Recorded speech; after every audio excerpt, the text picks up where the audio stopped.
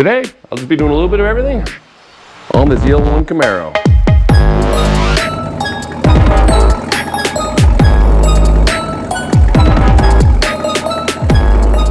Welcome everyone to the Derpzilla channel. Today won't be a focused video like most of my videos over a specific theme. I just have a number of different things I need to do today, hopefully in this beautiful sunny day, 92 degrees in the garage, which definitely lets me burn some calories while I'm knocking some of these things out. But I was out on a short family vacation, my wife's 20-year high school reunion, and I have just returned and I have a list of fun projects I need to knock out. So I'm going to be doing these today. I'm not really going to be going into super detail on any of these.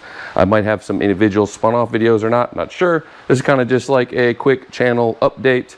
And yeah, so what we're going to be doing today, emptying my Elite Engineering Ultra catch can right here. I'm not sure how full this is. I think I got about maybe 4,000 miles on it, 3,000, something like that. I'll actually post in the description. I'll show you how much I get out of this can. Super easy with the Elite Engineering cans. There is a valve underneath it and a hose that comes out the bottom. I usually stick a small water bottle under there, open the valve, drain it out. That simple. Now, on top of that, I also need to do an oil change. I'm at 1%. My oil reader says 1%, even though I only have, I think, like 3,000 miles on it. But as I drive this car relatively infrequently, usually I hit the, I believe it's a time limit and a mile limit when you get that readout on your dashboard. So every time I start my car up, it's telling me 3%, 2%, now it's 1%. So I finally need to go ahead and get this oil change knocked out. I have the car up on my quick jack. It's only on the first of two height adjustments where it sits on the locks. And I might have a follow-up video on my quick jacks, thoughts on that after having it for a decent period of time now. And yeah, as you can see here, got my true fiber radiator cover. I have a video for that. Still holding up strong, though I did notice I need to, I think, add a little bit more 3M tape since these pieces on the edges are just held on with 3M. And so because of the uneven surface it's attached to, I think I need to add a couple more layers to get this bad boy locked. It's not falling off, but it's I don't like it being kind of wobbly. So, and yeah, and the reason I need to get this thing all knocked out, and I probably have to drive my Camaro a little bit more, is of course my Explorer, 2004 Explorer, is kind of broken once again. I just fixed the valve body and rebuilt it in the transmission. Everything was working mostly pretty good, and then I think my harmonic balancer crank pulley took a crap on me, and it ate one rib of my belt and flung the belt. Now it makes weird noises even with a new belt. So I actually have the harmonic balancer pulled off, getting ready to install a new one. Maybe the harmonic balancer little seal that goes in there, might replace that. So hopefully I'll have the Explorer back on the road. Perfect time to drive it. No AC, 90 to 100 degrees out here in South Texas. So on top of that, I also will be taking a look at my rear passenger tire, which has a slow leak. I'm gonna have to get some soapy water sprayed around here, figure out where it's at. I didn't see anything noticeable sticking out, but it's definitely leaking about a pound every few days. And so I haven't been filling it up. So I need to get that knocked out. And then also my check engine light keeps coming on for my exhaust. I think there's still a tiny microscopic leak or something with the secondary cat deletes causing my exhaust to cause me to have a check engine light, which then causes, with these more advanced cars, you start losing some of your options with your control and drive modes when you have any kind of check engine light or wheel sensor notification.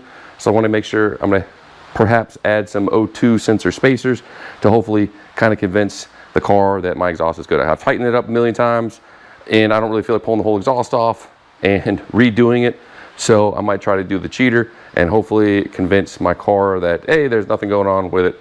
So yeah, laundry list of things to do. And yeah, I'm not really gonna go into detail on any of them. Just kind of gonna knock out, show you some before and afters or whatever. And yeah, it was mostly just a quick update on everything going on. Still grinding towards 5,000 subscribers, getting closer every day. Thank you for everybody who subscribed. And yeah, let's get this knocked out. Hopefully I can get all this done today. Maybe hit up the movies with my son, and then maybe tomorrow get that harmonic balancer on the Explorer. And then if I get my Explorer in a good state, I can get the suspension work that's been waiting for me way over there with my pile of other projects for this car, so I can put this car up, film all the different installs for some period of time. But I haven't wanted to start that with my Explorer cutting in and out on me. Once I get all this done, hopefully I'll begin on the El Camino SS rebuild or whatever. And yeah, so I'm gonna go ahead and get this catch can emptied out, see what we capture. I actually do have a bottle somewhere right there. That's from the last 2 times I emptied it with only very low miles, so not very much. I'm gonna fill out a new bottle, see how much we get this time with more miles. Then I'm gonna combine them, of course. I'm gonna keep a running total, and then I'll get the oil change knocked out. I have a video for the oil change, video for the catch can, video for emptying it, when I did the oil change. All that should be linked up here and in the description. So I'm gonna go ahead and get this bad boy emptied out. Hopefully I didn't overflow it, because the one thing you do not want to do is you do not want to let your catch can fill up completely. Then you have all sorts of bad stuff going on.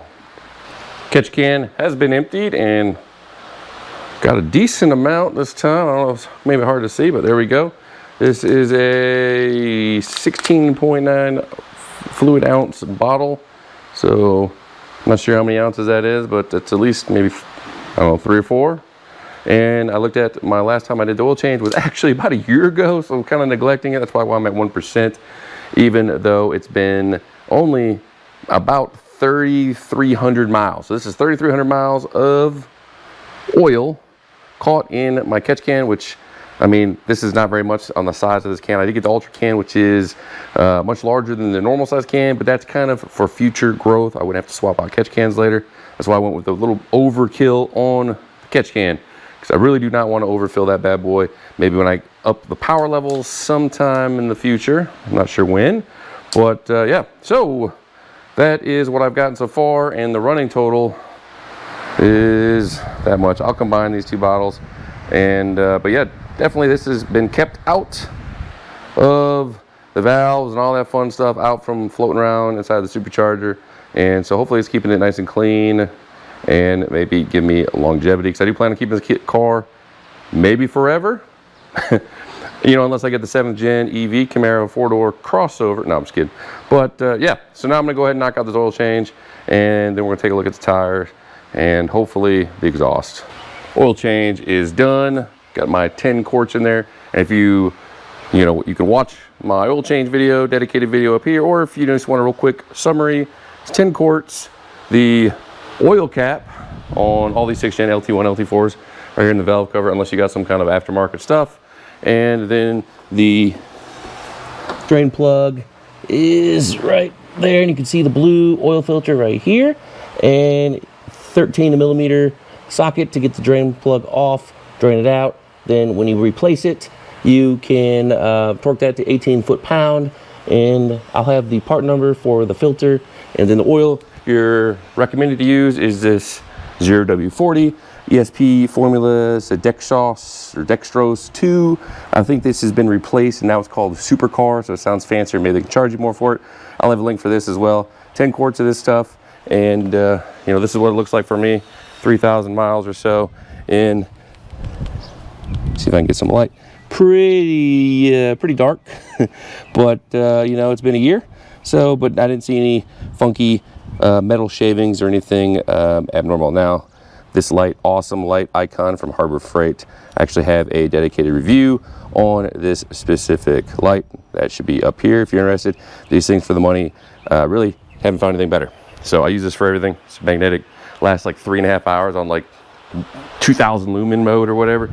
And I can just stick it on whatever. Unfortunately, I can't stick it on as much stuff with the Camaro as the Explorer, because this is all like aluminum and plastic and all that fun stuff. Whereas this is more steel, and of course, magnet won't work on the aluminum. But, you know, negative is I'll often stick this to somewhere and I'll forget where I put it. So check those out, check out that video. And yeah, so oil change is done. Don't forget to reset your oil life light or indicator in your car. You start the car up, you want to be in the info screen, which is like the mile per hour and everything. You're going to want to scroll down to the engine oil percent, hit on, I think it's the right little button on your steering wheel. It should bring up a little pop out from the right, and where you can hit reset and reset that. So that's a quick summary on the oil change.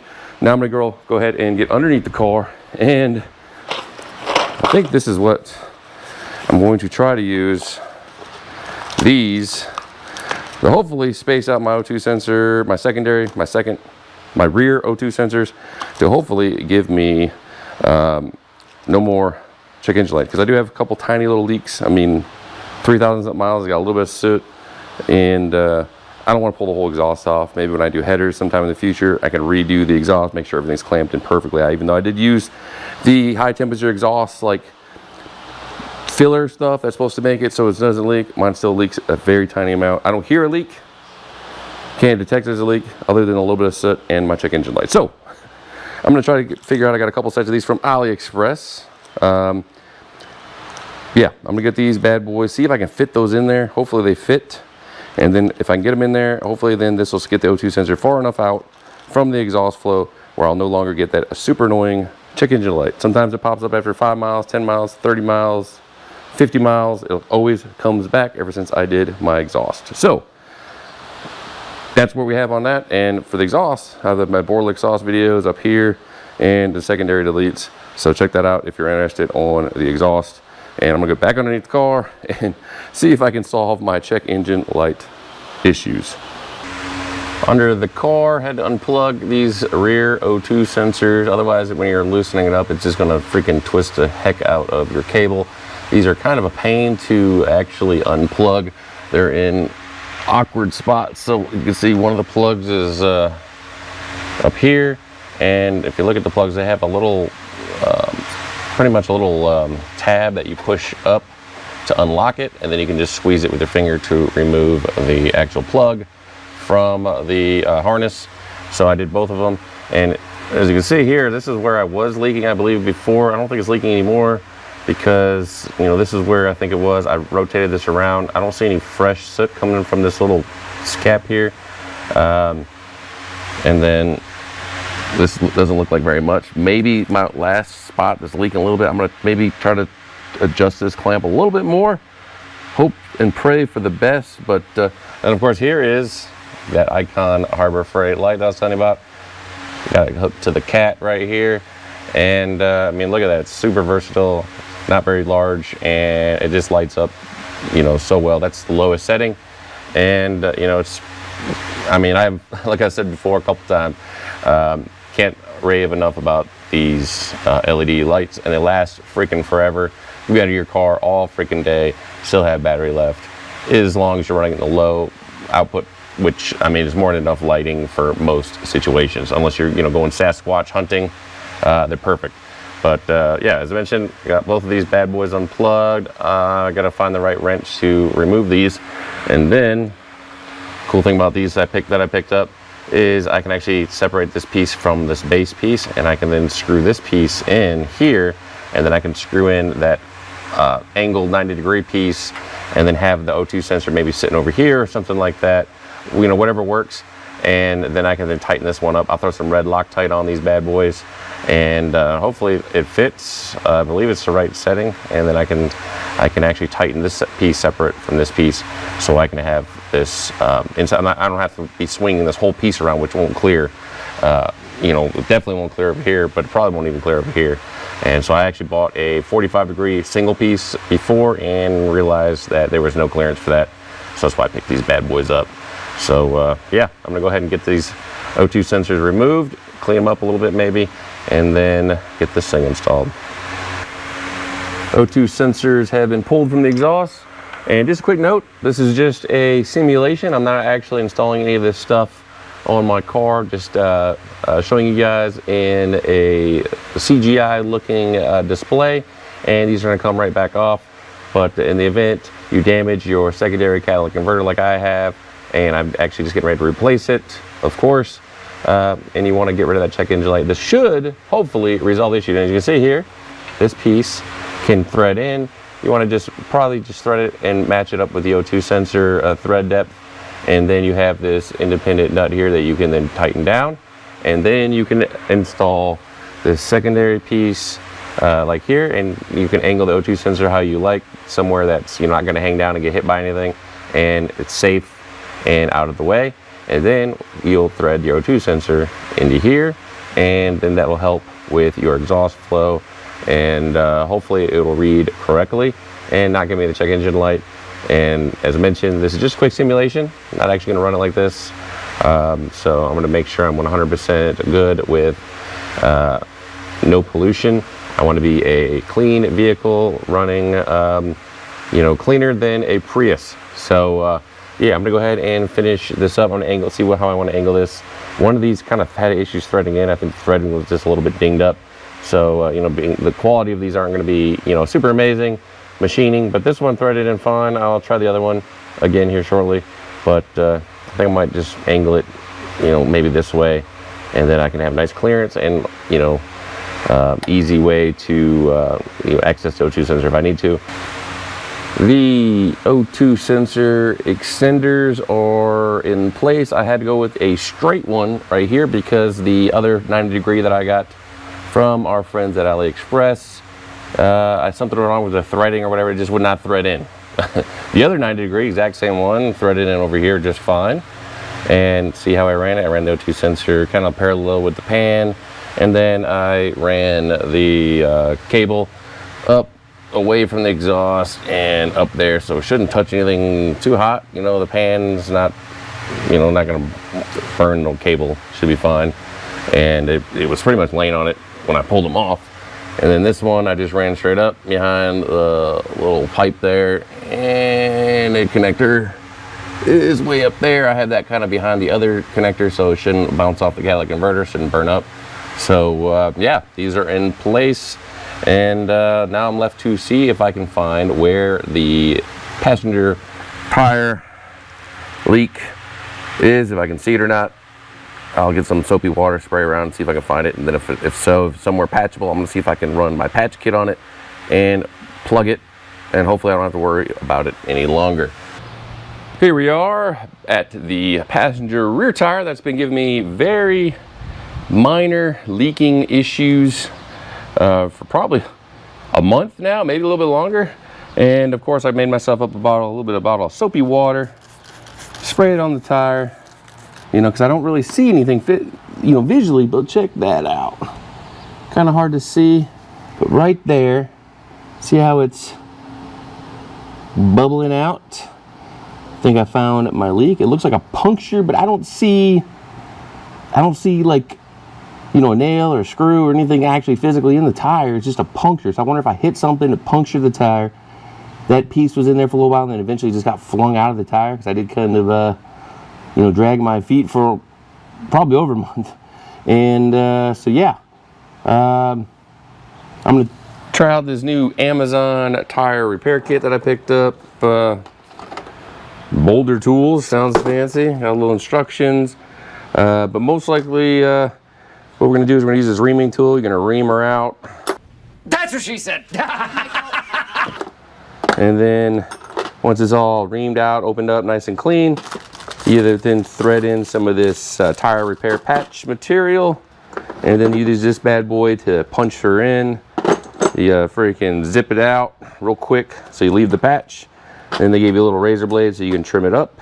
And I guess this is some lubricant so you can lube up that hole. That's what she said. Get the reamer in maybe a little bit easier.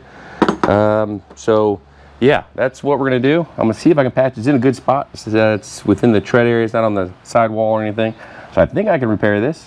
So yeah, I'm gonna go ahead and dive in, get this thing reamed good and hard, and then we'll test it to see if I fix the slow leak. And I'm actually gonna then search the rest of the tire if I have any more. Who knows? I may have ran over a porcupine. Tire patch job is, I guess it's a success. It's ugly. I don't see any bubbling outward from the puncture. So I think it means we're good. I don't know why they're brown. So if you don't mind some ugly brown, I'm sure after driving it, it'll get kind of gunked up and probably blend in with the tire in due time. But yeah, I'm not sure why they use brown ones in this kit. And we'll see if it holds up. I pumped some air into it, back to 32 pounds, and yeah, I'm gonna rotate this tire some more, check for some more punctures. Hopefully it's the only one, because it was actually kind of a pain. This tire is super, I don't know, super strong, super dense. Maybe it's a compound, but I've done some other tires on like my old van and stuff like that, and it's seemed much easier. This one, I had to use the force of He-Man, the most powerful man in the universe. and get the reamer tool all the way in and then get the freaking plug tool. Yeah, it was a pain. It worked pretty good, but man, this tire is super stout. So, but I do plan on getting new wheels and tires in the future, and I didn't want to have to order new rear tires or whatever for what, maybe only a few more thousand miles. So, yeah, I'm gonna keep on spinning, keep on checking. Hopefully we're good, and I can put this bad boy back on the ground. While I have the hood opened up still, go ahead and make sure you top off that coolant. That's what I just knocked out. And do know this is like 2 tanks here. And the bottom one is supposed to be not full all the way to the top. You see that line down there where it's at? I topped it up to that. It was just a little bit low. This one was still good. And then this is my supercharger reservoir expansion tank. It's an aftermarket piece, so you won't have that. But I made sure that was looking good. And this is the coolant you want to do if you want to maintain the exact same coolant that came in the car. This is the Dex Cool AC Delco 5050 extended life part number. Boom. And it'll keep that, I don't know, looks kind of pinkish when it's in the containers, but it's orange when you pour it out. I don't know. I guess it's some kind of black magic. But yeah, figured I'd have everything opened up. Might as well top off that. And we can get the car back out of the garage, get my quick jacks back on the wall. Then we'll wrap this one up. Pretty successful day. Oil change, sketch can, drain, topped off coolant, added the O2 sensor extensions. I'm gonna have to reset my check engine light with my little adapter plug that plugs in the OBD2 or ODB2, whatever they call it, port. That'll let me reset my check engine lights. And then I will also keep an eye on my patch tire. Hopefully that is good and the patch doesn't get slung off as I'm driving. And yeah, lots of fun stuff. Hopefully I'm good for a little while here. And I'm gonna probably take it down to the movie theater with my son. And you know, if I get stranded and this video never gets uploaded, then you'll know why. But you won't know that because the video never got uploaded. Anyways, I'm gonna go ahead and finish her up. Finally finished. Thanks for sticking around. Action-packed day. It is now much darker than it was, and I am freaking tired. Nothing was physically hard, but it just, the heat just wears you down. So anybody who lives in a hot place, working in the garage or outside, knows what I'm talking about. But everything I believe is a success, but I'll find out more over the next few days as I'm driving around, and I will report back if my O2 sensor spacers have helped, and also if my tire is holding up. And you know, if so, maybe I'll do a video specifically on those items if anybody is interested. But as always, feel free to subscribe, like, comment down below. You know, let me know what else you'd like to see. You know, anything that I've done you think I did poorly, let me know as well. I'm trying to make the videos a little bit better. I'm a little bit long-winded, so apologize for that. So I'll go ahead and finish this one out. And as always, peace.